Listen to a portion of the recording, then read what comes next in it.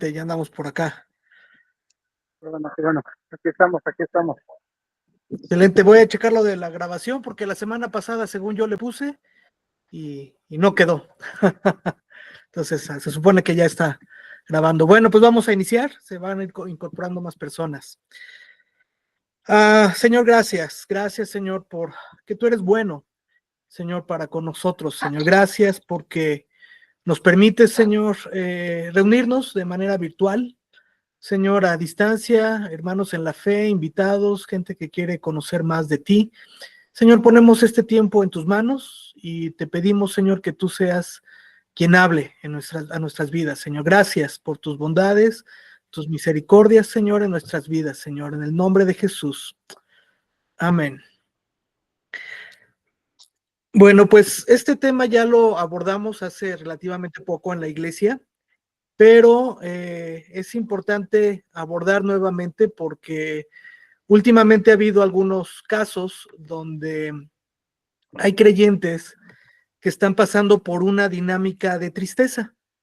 Entonces, hoy vamos a ver un tema práctico. Digo, algunos principios ya los abordamos a nivel iglesia, pero es importante que entendamos cuál es la dimensión de ciertos aspectos que tú y yo vivimos y en los cuales en algunas ocasiones nos llevan a deprimirnos o a angustiarnos. Y en esta noche vamos a platicar acerca de la tristeza y la consolación de Dios.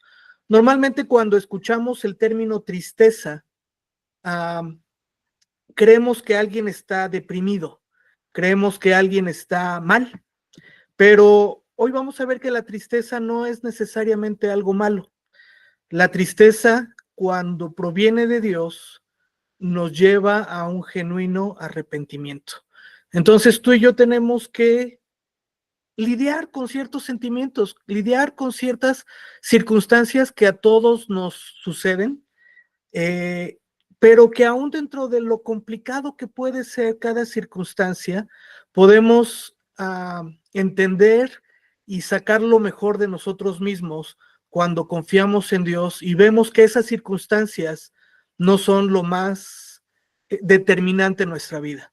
La semana pasada, un amigo cercano me escribió, me llamó y me dijo que su papá estaba estaba internado, había pasado por una situación médica complicada, él estaba un poco angustiado y le dije, bueno, pues vamos a orar, avisé en la iglesia y oré con él, esto fue el día sábado.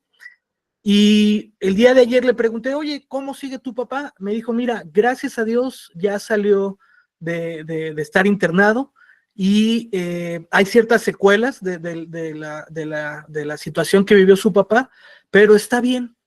Y me dijo algo que me llamó la atención, me dijo, creo que aún esto ha sido bueno para mi papá porque él necesita ponerse a cuentas con Dios.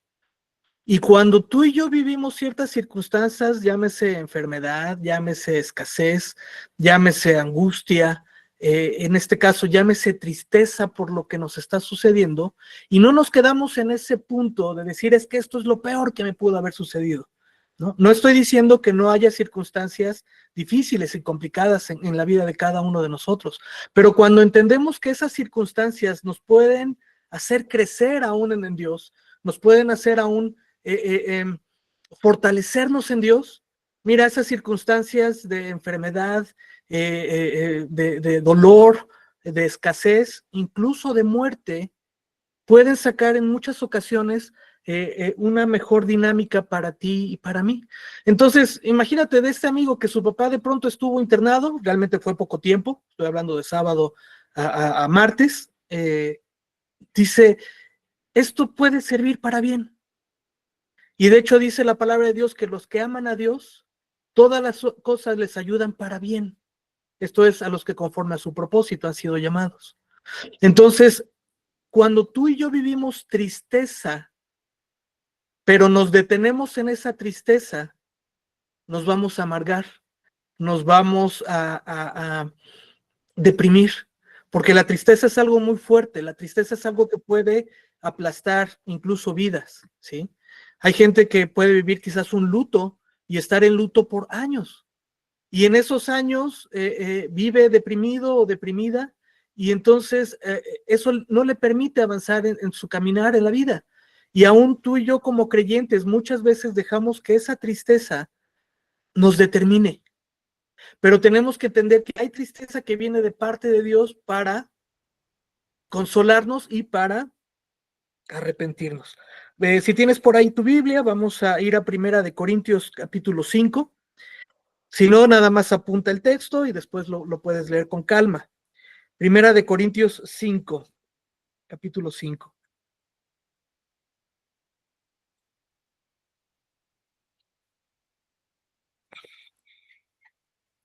Está escribiendo el apóstol Pablo y escribe a la iglesia de Corinto y dice, capítulo 5, versículo 1, dice, de cierto se oye que hay entre vosotros fornicación, y tal fornicación cual ni aún se nombra entre los gentiles, tanto que alguno tiene la mujer de su padre. Ahora, tenemos que poner un poco de contexto.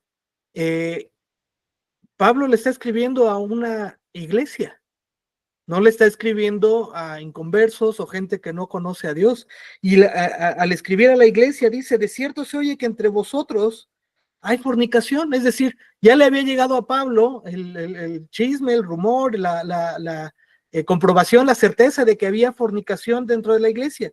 Dice, al grado que alguno tiene a la mujer de su padre, es decir, una persona estaba teniendo relaciones con su madrastra, por así decirlo, no era con su mamá, era con la esposa de su papá. Dice, y vosotros estáis envanecidos. ¿No deberían más bien haberlos lamentado para que fuese quitado de en medio de vosotros el que cometió tal acción? ¿A qué se refiere esto? Les dice a Pablo, a la iglesia de Corinto, le están diciendo, a ver, ustedes están como muy light, muy relajados, ¿no? O sea, sucedió esto, pero están envanecidos, es decir, no han confrontado esta situación. Están como, podríamos decir en español mexicano, pues les valió cacahuate la situación, ¿no? Dice versículo 2, y vosotros estáis envanecidos, ¿no deberías más bien haberlos lamentado para que fuese quitado de medio de vosotros el que cometió tal acción? En pocas palabras está diciendo Pablo, tuvieron que haber hecho algo para sacar a esta persona que cometió tal acción. Versículo 3, ciertamente yo, como ausente en cuerpo, pero presente en espíritu, y ya como presente, he juzgado al tal que ha hecho tal cosa. Pablo está juzgando. Ahora, se ha puesto de moda últimamente en redes sociales y aún a nivel los jóvenes, ¿no? Escuchamos, pero no juzgamos, ¿sí? Y se ha puesto, entre comillas, de moda este tema de no hay que juzgar, respeta, ¿no? Si hay unas personas haciendo algo malo en la calle, pues respeta, ¿no? No juzgues, ¿no? Socialmente se nos ha impuesto, se nos ha, mejor dicho, dictaminado que no debemos de juzgar tales cosas, sino respetar. Pero sabes que bíblicamente tú y yo sí tenemos el derecho de juzgar ciertas cosas. No juzgar a la persona, decir, es que ya te determiné, tú no mereces esto, tú estás mal y entonces te vas a ir al infierno, ahí sí ya no. Pero nosotros sí tenemos los elementos como hijos de Dios para juzgar ciertas cosas y es lo que está haciendo Pablo. Si te estás dando cuenta, no está diciendo que esta persona que cometió fornicación con la esposa de su padre va a perecer, ¿no? O que esta persona no tiene futuro o no tiene perdón de Dios, ¿no? A lo que se refiere, y por eso dice Pablo, yo estoy juzgando que esta persona no la toleren. Hay ciertos principios bíblicos que tú y yo tenemos que nos permiten sí juzgar ciertas cosas para ti, para lo que consumes, para lo que ves, para lo que oyes, para lo que tus hijos tienen acceso. Eso sí, tú y yo tenemos elementos para juzgar en base a la palabra de Dios. Entonces, te pido que no te quedes con esto que en algunas ocasiones nos dice el mundo de, oímos pero no juzgamos, ¿no? o vemos pero no juzgamos, ¿no? Sí, hay ciertas cosas que tú y yo sí tenemos que juzgar. ¿Por qué? Porque a la luz de la palabra son circunstancias que están bien o están mal, porque lo dice la palabra. Entonces, no tengas miedo, no de, quiero aclarar, no de juzgar a una persona ni de condenarla, pero sí de juzgar ciertas acciones, sí, que en base a la palabra tenemos que procesar para nosotros, para nuestra iglesia, para nuestra familia y para lo que nos determina a nosotros como personas. Dice el versículo 5, el tal se ha entregado a Satanás. Versículo 4. En el nombre de nuestro Señor Jesucristo, reuníos vosotros y mi espíritu con el poder de nuestro Señor Jesucristo. El tal se ha entregado a Satanás para destrucción de la carne, a fin de que el espíritu sea salvo en el día del Señor Jesús. Versículo 6. No es buena vuestra jactancia. ¿No sabéis que un poco de levadura leuda toda la masa? Versículo 7, limpiaos pues de la vieja levadura, para que no seáis nueva masa, sino levadura como sois, porque nuestra Pascua, que es Cristo, ya fue santificada por nosotros. ¿A qué se refiere este pasaje? Y está hablando el apóstol Pablo y les está diciendo, a ver, reúnanse y lo determina en el versículo 5, dice, el tal se ha entregado a Satanás. ¿A quién se refiere? Al fornicario, a esta persona que estaba durmiendo con su madrastra, ¿sí? Y entonces, Primera de Corintios, capítulo 5, precisamente nos lleva a entender que se está juzgando un caso, ¿sí? Y entonces dice Pablo, a tal que ya cometió tal acto, porque finalmente es un acto inmoral, dice versículo 5, Primera de Corintios 5:5 dice, el tal se ha entregado a Satanás para destrucción de la carne, a fin de que el espíritu sea salvo en el día del Señor Jesús. Si te estás dando cuenta, no está juzgando Pablo, como te dije hace un momento, que el tal sea entregado a Satanás para que se pudra en el infierno, para que pague el condenado, ¿sí? Para que sufra hasta los huesos lo que hizo sufrir a otros. No, no, no. Dice, el tal se ha entregado a Satanás para la destrucción de la carne. Dice, a fin de que el espíritu sea salvo en el día del Señor Jesús. Esto nos lleva, es todo un estudio bíblico que más adelante pudiéramos tener acerca de esto, pero hay ciertas ocasiones donde bíblicamente tú y yo podemos, y te pido que no hagas esto a la ligera porque tiene una enseñanza y un compromiso delante de Dios, entregar a alguien a Satanás. Y tú vas a decir, oye, pero, ¿no? Un creyente debería de andar declarando bendición sobre todos. Mira, hay ocasiones donde la bendición no es el mejor canal para la persona. Hay ocasiones donde la mejor solución para el proceso de una persona no es la bendición, sino es, como dice Primera de Corintios 5:5, entregarlo a Satanás. Esto, como les decía, es todo un estudio que podríamos tener más adelante, pero cuando una persona está neceando en su pecado, cuando una persona no reconoce la autoridad de Dios sobre su vida, ¿no? Y ahora sí que como piñata, ya le diste una, ya le diste dos, ya le diste tres y tu tiempo se acabó, ¿no? Es decir, no hay un temor de parte de Dios para un cambio, ¿sí? Y esto sucede, desafortunadamente, sucede mucho dentro de la iglesia. Gente que comete algún tipo de pecado, ¿sí? Y la iglesia en muchas ocasiones lo bendice, ¿no? Yo te bendigo en el nombre de Jesús, ¿no? Y tenemos a veces este mote de andar declarando bendición sobre las personas. Ojo, no estoy diciendo que sea algo malo. A lo que voy es que hay ciertos procesos y ciertas ocasiones donde algunas personas, lejos de que esa bendición les ayude, les perjudica. Lejos de que tú quieras tener una buena un buen approach, es decir, un buen acercamiento con esa persona y declarar bendición sobre su vida, en algunas ocasiones, cuando esa persona se siente demasiado cobijada por Dios, demasiado cobijado por los hermanos, pues sigue pecando.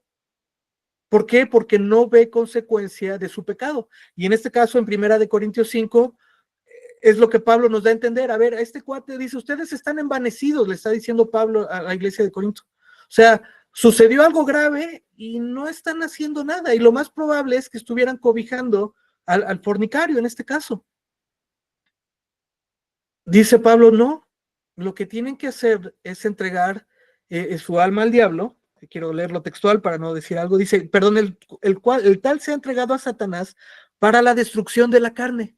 Mira, hay ocasiones cuando pecamos y no nos arrepentimos de manera genuina, que lo que necesitamos no es bendición, sino que nuestra vida sea entregada a Satanás. ¿Para qué? Para lo contrario de una bendición, para que te vaya mal. Y tú me vas a decir, oye, pero no, se supone que si yo estoy con Dios, todo me tiene que ir bien. No malinterpretemos la palabra. Mira, y lo hemos platicado como iglesia. Dice la palabra que a los que aman a Dios todas las cosas les ayudan para bien. Pero muchas veces el creyente tergiversa esto y dice, a los que aman a Dios todas las cosas les saldrán como ellos quieren. Y cuando va mal, el creyente se enoja. Porque dice, no, si todo me tiene que salir bien, ¿no? Me tiene que ir bien en todo. Y ojo, y eso también creo que lo vimos hace tiempo. Dice a los que aman a Dios. Si tú y yo saliéramos a la calle y platicáramos y le preguntaras a las personas a las que te encuentras y les preguntaras, ¿tú amas a Dios? Al menos aquí en México, créeme que el 99.9% de las personas te diría, sí, sí, yo amo a Dios.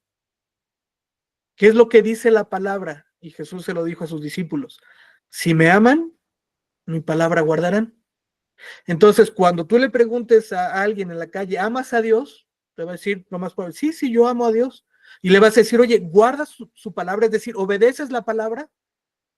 Te va a decir, pues no, porque pues esto no me gusta obedecer o esto yo lo quiero hacer como a mí me parece, a mi manera, ¿no? Entonces, podemos decir que amamos a Dios, pero si realmente amamos a Dios tú y yo, quiere decir que guardamos su palabra. Ese es el termómetro de amar a Dios. ¿Sí? Ahora, regresando al punto. Si me aman mi palabra, guardarán, es decir, van a obedecer. El punto es que en algunas ocasiones el cristiano, el creyente necesita estar triste. Y es lo que Pablo está tratando de darles a entender a la iglesia de Corinto. Le está diciendo, no, ya no lo bendigan en pocas palabras. Esta persona necesita ser entregada su vida a Satanás. Dice, para la destrucción de la carne. Es decir, lo que está diciendo Pablo del fornicario es córranlo.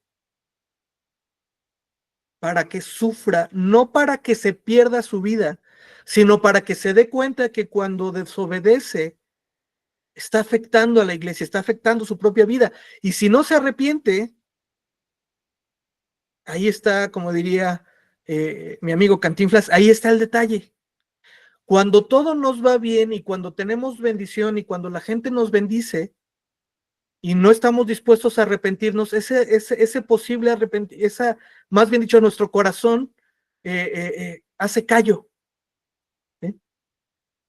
Y entonces hacemos algo malo y pues no pasó nada, no siento feo.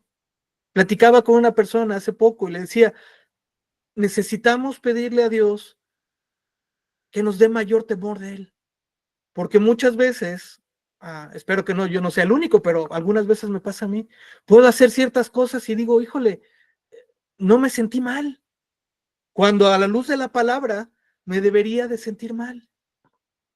Tú y yo necesitamos mayor temor de Dios. Decirle, Señor, quiero tener mayor temor de ti. No te quiero ofender en mi manera de hablar, en mi manera de tratar a los demás, en lo que veo, en lo que escucho, en los lugares donde estoy, en lo que pienso. Necesito más temor de ti. Vamos a Josué, capítulo 6.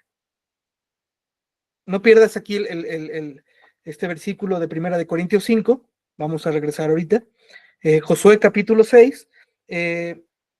lo que hace Josué y el pueblo, bueno, toman Jericó, ¿no? Unos muros altos, posiblemente ya te sabes este pasaje, hacen un acto de obediencia, de rodear la ciudad, tocan las trompetas, y se caen los muros, y ven la mano de Dios sustentando al pueblo.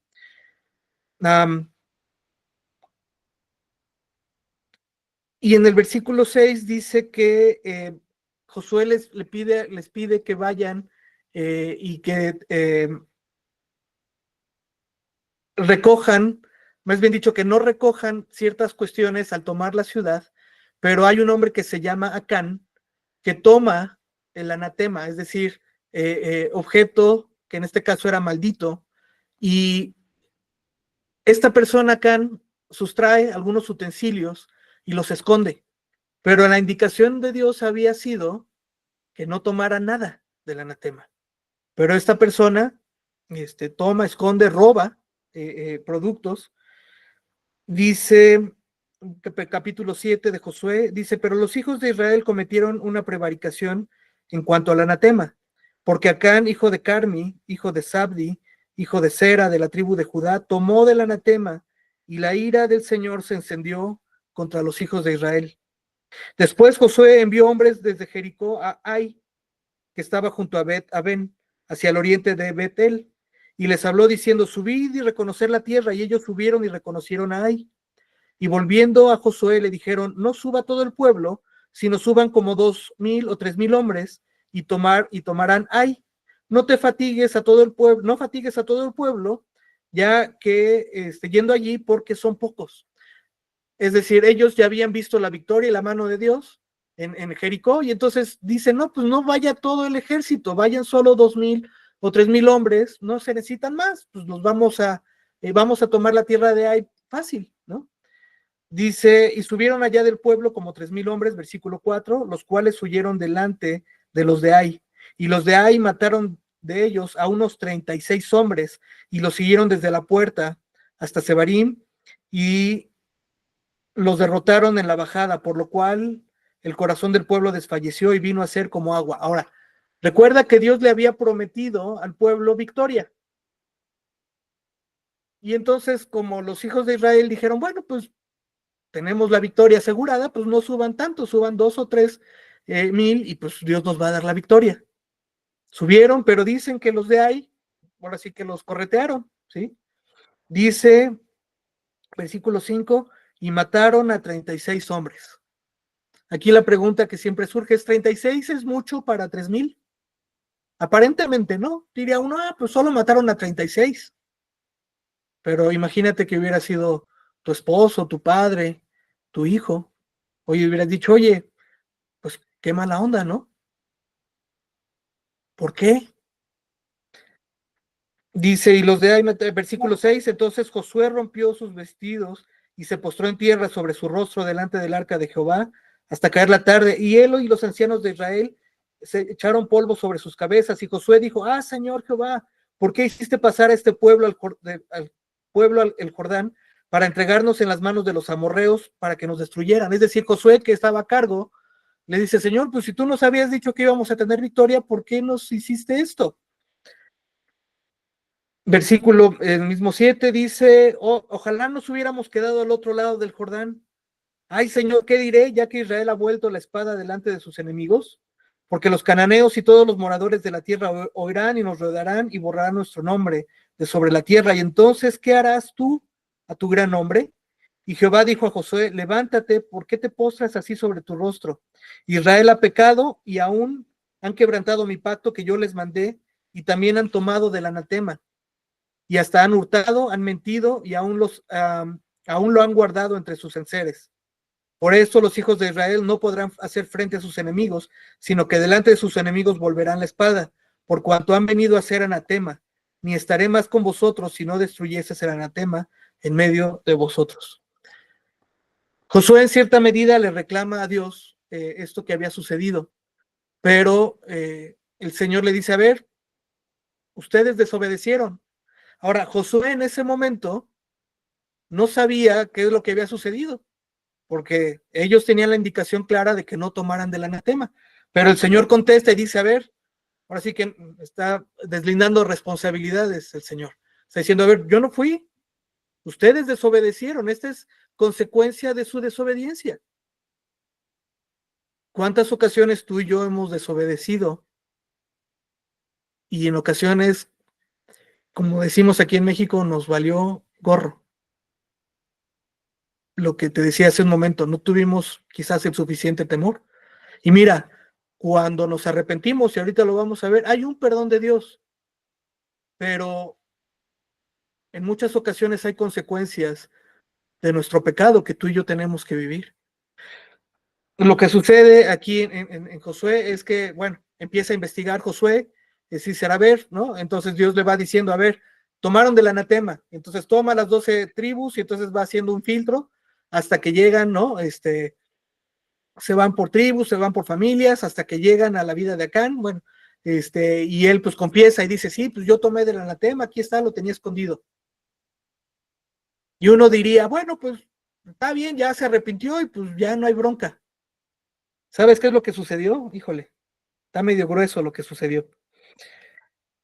Dice la palabra de Dios que lo sacaron, ya no vamos a ir para allá porque nos come el tiempo, dice, tomaron a Acán, a su esposa, a sus hijos, sus bienes, y los mataron. ¿Estaba arrepentido? Yo creo que sí, pero tuvo consecuencia porque Josué lo confronta y lo dice, ¿por qué nos turbaste? Y por tu pecado, lo que le está diciendo es, murieron 36 y además el Señor se enojó con nosotros, Dios se enojó con nosotros. Tú y yo tenemos que entender que cuando pecamos, puede ser un pecado secreto, es decir, donde creemos que pues simplemente nos estamos afectando a nosotros mismos. Pero cuando tú y yo pecamos, estamos afectando a nuestra familia, estamos afectando a nuestra iglesia incluso. Y es lo que Josué le está reprendiendo acá y le dice, oye, ¿por qué nos turbaste como pueblo? ¿Sí? Entonces, ¿acá se pudo haber arrepentido de haber tomado el anatema? Lo más probable es que sí, pero hubo una consecuencia. Ahora tú y yo diríamos, oye, bueno, pues ya él apedréenlo, ¿no? No, dice que fue él, su esposa, sus hijos y sus bienes, sus pertenencias, todo lo que él poseía, lo destruyeron. Vamos a ir a 2 Corintios.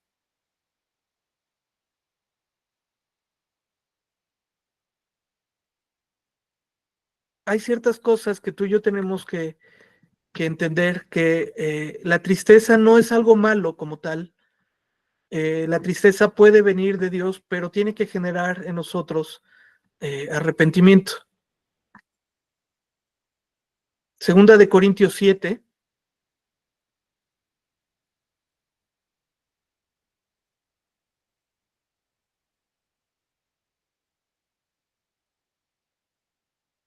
versículo 6,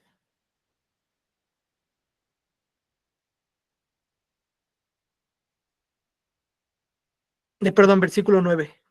Dice, ahora me gozo, no porque hayáis sido contristados, sino porque fuisteis contristados para arrepentimiento, porque habéis sido contristados según Dios, para que ninguna pérdida padecieses por nuestra parte. Porque la tristeza, versículo 10, porque la tristeza que es según Dios, produce arrepentimiento para salvación, de que no hay que arrepentirse, pero la tristeza del mundo produce muerte. Porque aquí esto mismo de que hayáis sido contristados según Dios, qué solicitud produjo en vosotros, qué defensa, qué indignación, qué temor, qué ardiente afecto, qué celo y qué vindicación. En todos habéis mostrado limpios en el asunto. Dice, porque la tristeza que es de Dios produce arrepentimiento para salvación. ¿Se vale estar tristes? Sí se vale estar triste, siempre y cuando no nos quedemos en esa tristeza, sino que esa tristeza produzca arrepentimiento. Muchas veces nos quedamos en el escalafón, en el escalón de la tristeza. Ay de mí, pobrecito, pobrecita, ¿por qué me sucedió esto? ¿Por qué pasó esto? ¿Por qué me quedé sin ¿no? ¿O por qué esta situación que me afecta? Muchas veces lo que necesitamos tú y yo es que esa tristeza que nos genera X o Y situación nos lleve a arrepentirnos. ¿Sí? Segunda de Corintios 2.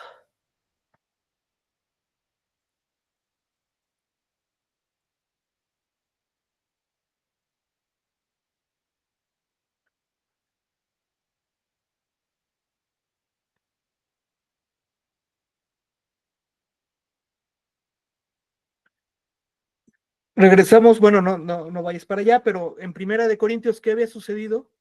Se detecta a un fornicario que estaba teniendo relaciones con su madrastra. Pablo les dice, a ver, ustedes están como muy, perdón la palabra, muy pasguatos al respecto. A tal, entréguenlo a Satanás para que no se pierda su vida, ¿sí? Versículo, ya en Segunda de Corintios, en otra carta, capítulo 2, versículo 5, dice, pero si alguno me ha causado tristeza, no me la ha causado solo a mí, sino en cierto modo, por no exagerar, a todos vosotros. Le basta a tal persona esta reprensión hecha por muchos. Así que, al contrario, vosotros me debéis perdón. Así que vosotros más bien debéis perdonarle y consolarle para que no sea consumido de demasiada tristeza. Aquí se está refiriendo precisamente a la persona de Primera de Corintios. ¿Qué es lo que sucedió? A esta persona que lo cacharon, lo expulsaron. ¿Para qué? Para que su vida fuera entregada a Satanás y estuviera triste, y entonces en esa tristeza reaccionara. Es algo similar a lo que le sucede al hijo pródigo, ¿sí? Despilfarra, ¿no? Se gasta el dinero de la herencia, y vive alocadamente, de pronto se queda sin dinero, está comiendo las algarrobas de los cerdos, y dice que volviendo en sí, dijo, iré a la casa de mi padre, al fin que tiene varios sirvientes, a ver si me da chance de trabajar ahí. El hecho de que el hijo pródigo hubiera estado comiendo con los cerdos lo hizo volver en sí.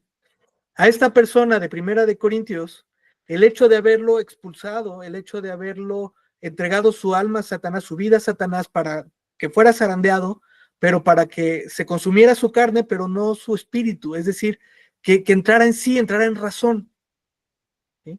Porque lo que había sucedido con este cuate es que ya, como les dije hace ratito, no le diste una como piñata, dos ni tres, y pues no cambias, ¿no? Y de hecho es algo bíblico, de hecho está también en la Biblia, ¿no? Hay algo, alguien está generando un conflicto entre la iglesia, ve y repréndelo, ¿no? No hubo cambio, ve con otro, es decir, para que haya un testigo, ¿no? Por aquí hay algunos abogados, ¿no? Hay un testigo, entonces ya lo dicho, ya quedó sentado en actas, ya lo confrontaste, no hubo un cambio, ahora sí, exponlo dentro de la iglesia. ¿Saben qué? A este cuate ya se le sacó tarjeta verde, tarjeta amarilla, y pues necesita sacarle tarjeta roja. No porque estés en contra o la iglesia esté en contra de él, sino más bien dicho, está en contra de su pecado y de su falta de arrepentimiento. Versículo 7, perdón, versículo 6 dice, le basta a tal persona esta reprensión hecha por muchos. Quiere decir que sí fue confrontado este cuate de Primera de Corintios.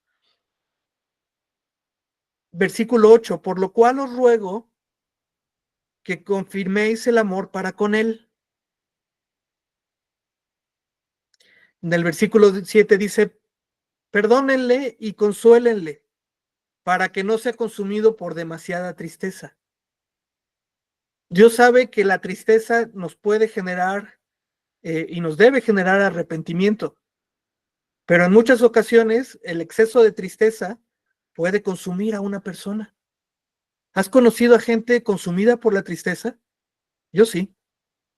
Yo sí he conocido gente consumida por la tristeza. Es una persona enferma, es una persona que destila amargura, ¿sí?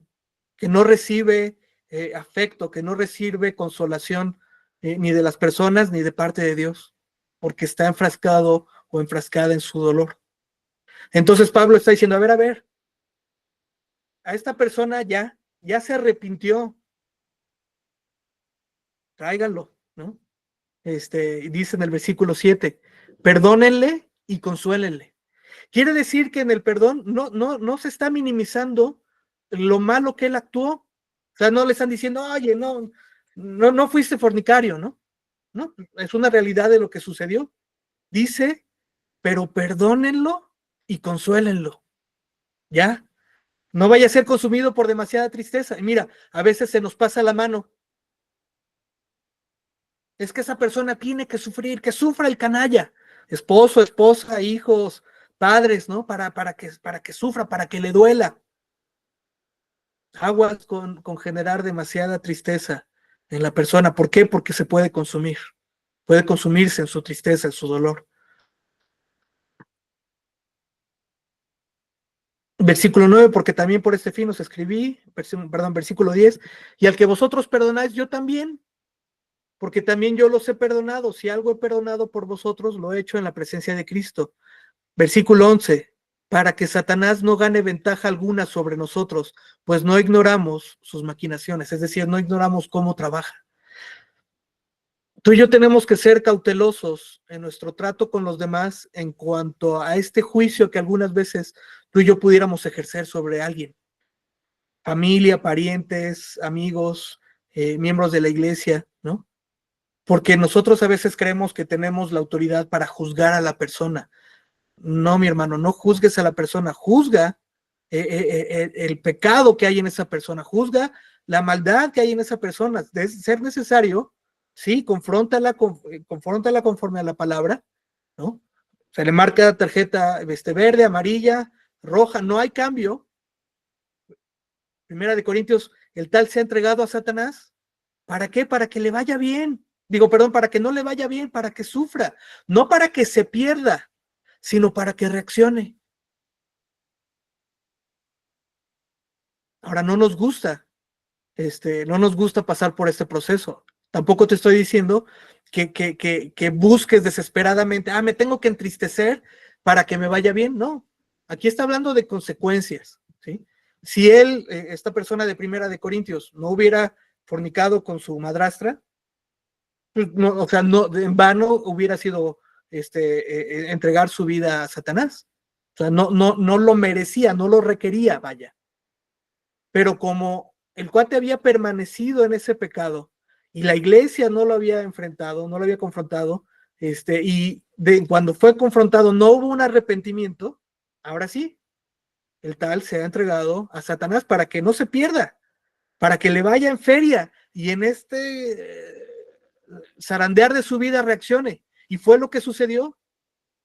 Versículo 6 de 2 de Corintios 2, le basta a tal persona esta reprensión hecha por muchos. Es decir, se ve que varios lo confrontaron, lo expulsaron y lo reprendieron, ¿no? Y le señalaron el pecado no para echarle más chamoy a la herida, como dice el dicho, sino para que el cuate reaccionara. Y entonces se ve que eso sucedió después de que fue reprendido, ¿no? Después de que fue confrontado, ya una vez que lo habían sacado de la iglesia, una vez que habían entregado su vida a Satanás. Ahora sí el cuate dijo, ay, no, espérense, no. O sea, sí reconozco que hice esto, pero, y entra lo que te decía hace rato, temor de Dios. El temor de Dios no estaba en él antes, en la primera carta de Corintios y cuando pecó. En segunda de Corintios, tiempo después, ya había temor en él. Ya había temor, no solo de ofender a las personas de la iglesia, incluso a su padre, no nos dice qué sucedió ahí en cuanto a tema específico, pero por lo que está diciendo Pablo, él ya se puso cuentas con Dios. Él ya tiene suficiente temor. Dice, le basta a tal persona esta represión hecha por muchos, así que al contrario, vosotros más bien deben perdonarle y consolarle. Ahora sí. Pero sabes que en algunas ocasiones la iglesia solo se queda en la primera parte. Que se vaya, que sufra el canalla, ¿no? Como dice la canción. Dice Pablo, no, espérense. Es un tema integral.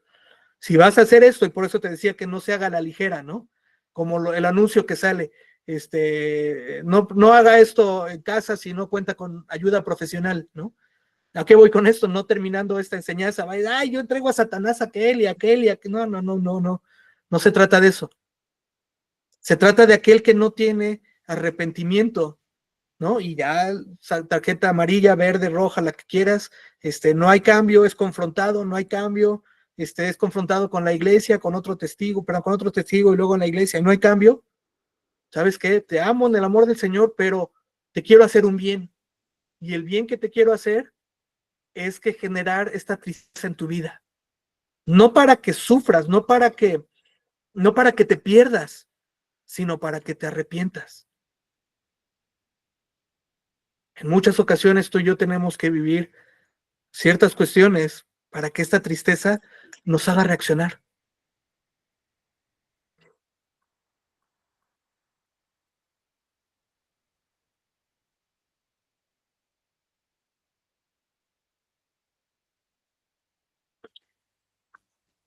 ¿Qué dice la Biblia acerca de la tristeza? Simplemente como contexto general. La Biblia tiene demasiados ejemplos de tristeza como el resultado de la caída y bastantes aplicaciones sobre cómo podemos glorificar a Dios en nuestra tristeza. Ese sentimiento es el resultado directo o indirecto del pecado, puesto que vivimos en un mundo caído.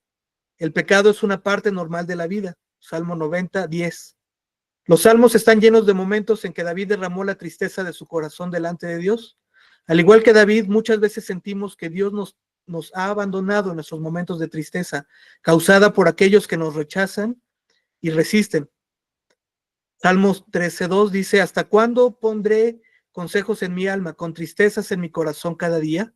¿Hasta cuándo será enaltecido mi enemigo sobre mí?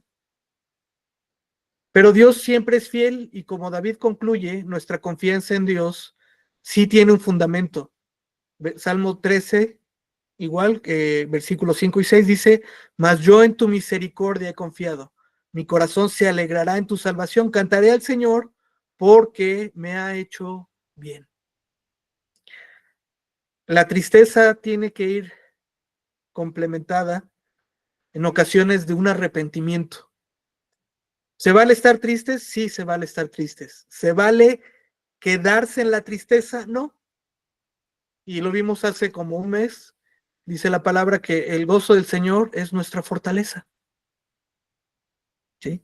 Ahora, tú y yo no vamos a encontrar ese gozo cuando estamos empecinados en seguir desobedeciendo a la palabra, porque a veces queremos jugar con esos dos bandos, ¿sí? Sigo pecando, pero pues no voy a estar triste porque pues me fortalezco en el Señor. No, no, no, espérate, no funciona así. Uh-huh. Dice, más yo en tu misericordia, Salmo 13, dice, más yo en tu misericordia he confiado. Cuando tú y yo recibimos de esa misericordia de parte de Dios, es porque nos hacemos arrepentido y nos damos cuenta que efectivamente no merecíamos ese perdón de Dios, esa misericordia que nos ha tenido. Porque si algo ha tenido con Dios, contigo y conmigo, ha sido clemente y misericordioso. No me dejarás mentir. Vamos a experimentar esa misericordia de Dios cuando hay un genuino arrepentimiento.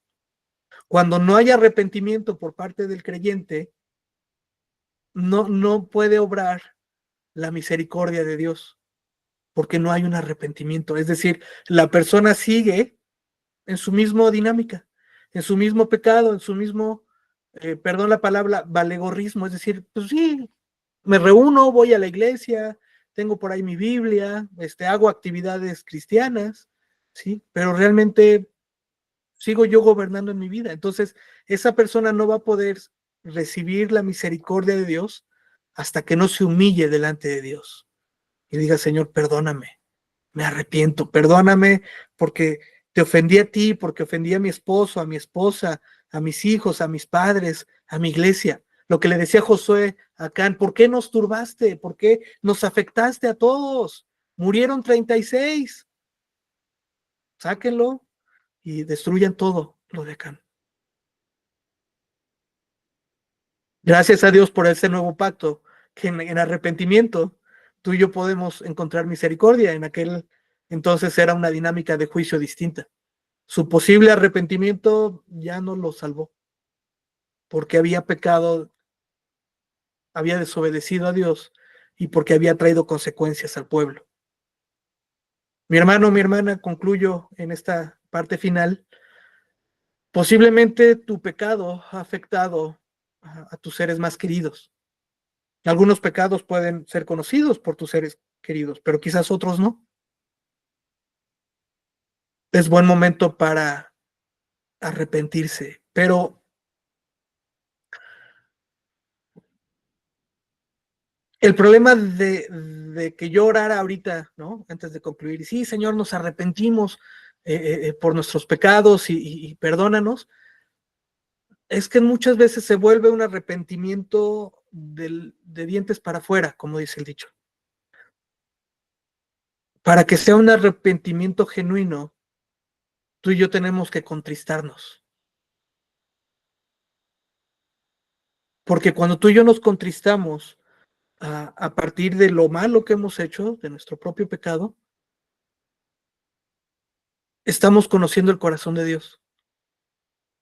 Le decía a una persona hace pocos tiempo, le decía, tú tienes que entender que el principal persona que ofendiste con todo esto que sucedió fue a Dios. Por eso no quisiera orar ahorita, Señor, nos arrepentimos, ¿no? Posiblemente sería más una cuestión de culpa. Si fuera, o que quisiéramos que fuera express, ya me arrepentí, entonces, Señor, ten misericordia. Mira, mejor primero tú y yo en lo individual contristemos nuestro corazón, eh, no para autoinfringirnos dolor, no sé si estoy siendo específico, sino para decir, bueno, pues tengo que estar triste delante de Dios y pues a ver, voy a poner triste, ¿no? Como los emos que se pusieron de moda hace como 25 años, ¿no? Estos muchachos que se peinaban así, ponían cara de triste porque ellos querían reflejar su dolor, ese es un dolor externo. No seas emo cristiano, ¿no? Pues mira, estoy arrepentido, ¿no? Que sea un dolor de dentro porque nos consume el que pudiéramos haber ofendido a Dios con nuestro pecado. Y eso es mucho más profundo, eso es más permanente, eso es realmente genuino.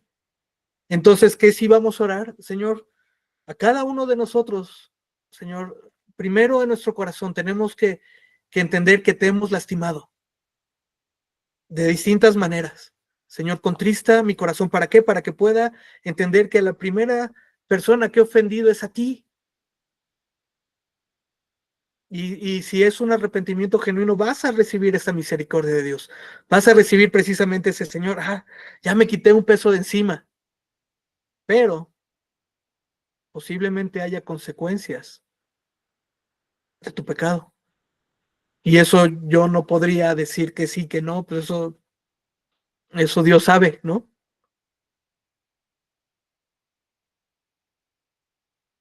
Ah, decía alguna vez un predicador, decía que cuando era niño su papá tenía una carpintería, una herramienta de carpintería y se voló, no me acuerdo si uno o dos dedos. Y entonces rápido fueron al hospital y guardaron el dedo, ¿no? Y se lo pudieron poner de nuevo. Y decía, ya pasaron tantos años, pero cuando estoy en climas muy fríos me duele. ¿Tengo el dedo? Sí. ¿Puedo moverlo? Sí. Pero hay cierta cicatriz que tengo, hay cierto dolor que tengo que me recuerda algo que sucedió hace mucho tiempo. Hay ciertas cicatrices y precisamente una cicatriz es eso, si lo queremos ver así como muy filosóficamente, es un recuerdo de algo que sucedió, ¿sí? Alguna operación, alguna cirugía, alguna lesión. Lo más probable es que puedas ya tener tus miembros en funcionamiento quizás al 100%, pero eso no quita la cirugía, el accidente que se tuvo. Y mira, en cuestiones del alma muchas veces sucede así.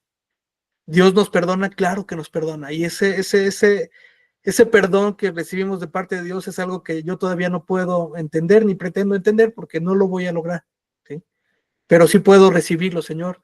No merecía tu perdón, Señor, pero gracias, porque no solo me sé perdonado, sino que me siento perdonado y puedo perdonar también a otros. Y lo platicamos la semana pasada, si mal no recuerdo.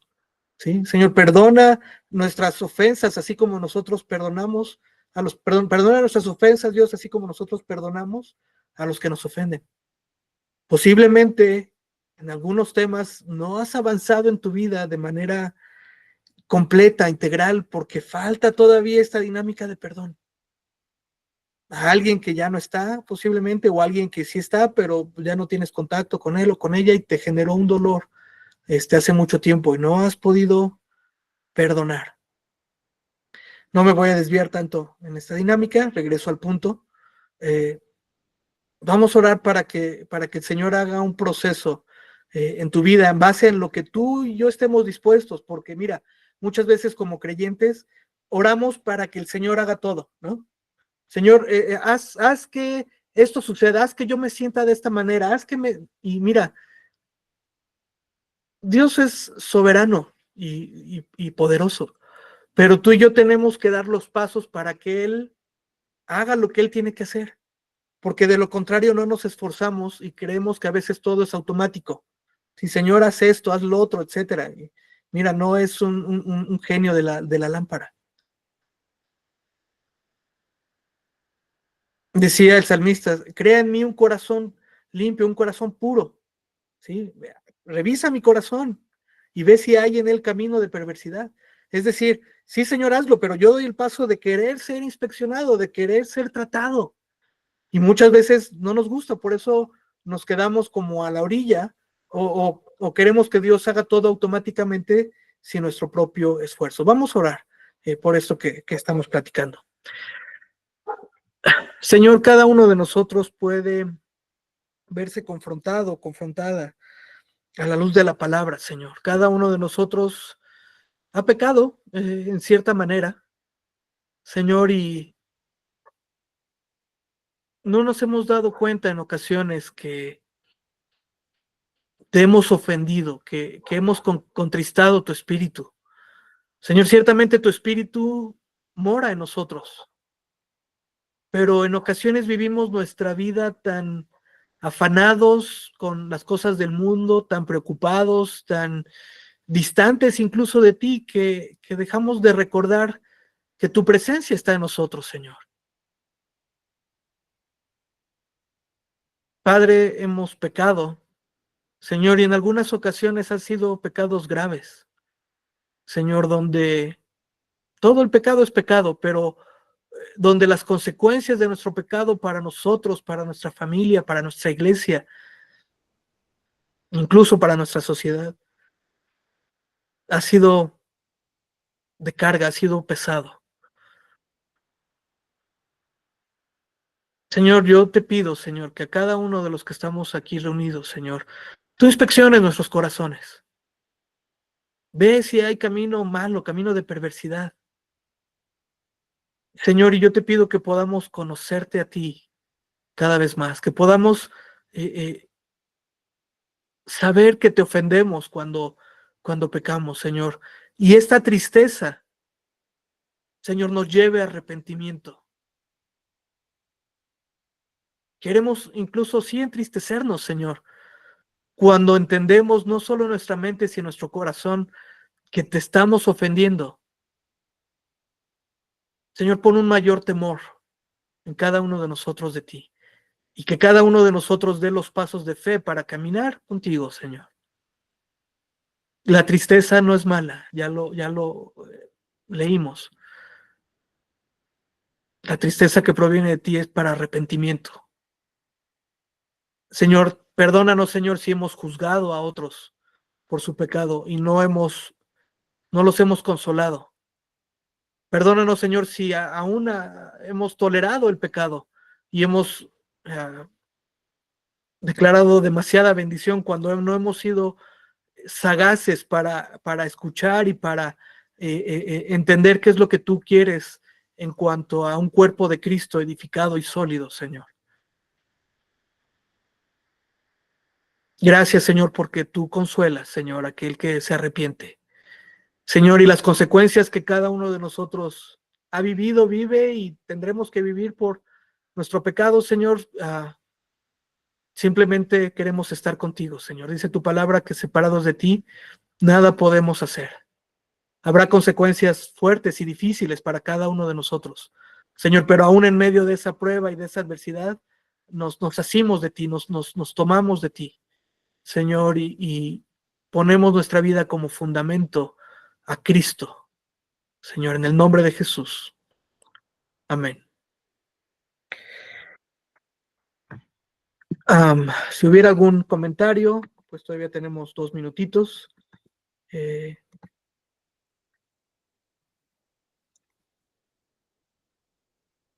Buenas noches, hermano. Al Sí, buenas último, ¿me noches. podría dar las citas bíblicas? Porque me confundí en Segunda de Corintios, parece que dijo 6 y ya ahí ya me confundí. Ok, Por favor. sí, bueno, se las digo de todos modos y se las paso en el chat. Lo primero que leímos fue Primera de Corintios 5, que es esta persona que se mete con la mamá con la esposa de su padre.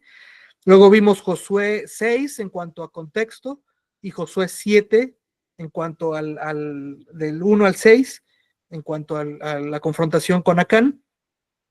Luego, Segunda de Corintios 7, en lo que habla Pablo del arrepentimiento que proviene de parte de Dios, y Segunda de Corintios 2, del 5 al 11, en cuanto al caso específico de esta persona que había adulterado con su madrastra. Pero de todos modos le hago llegar los versos por texto. Bueno, por favor. Claro Gracias. que sí, de nada. Pues muchas gracias, familia. Dios les bendiga, seguimos en comunicación y nos vemos la próxima semana. Buenas noches a todos. Gracias. Buenas noches, hermana Lore. Gracias, buenas noches a todos. Hermana Naye, que esté muy bien. Buenas noches, Dios los bendiga. Hermano Domingo, todo bien. Linda noche, nos estamos viendo la próxima semana, baby. Claro que sí, prima.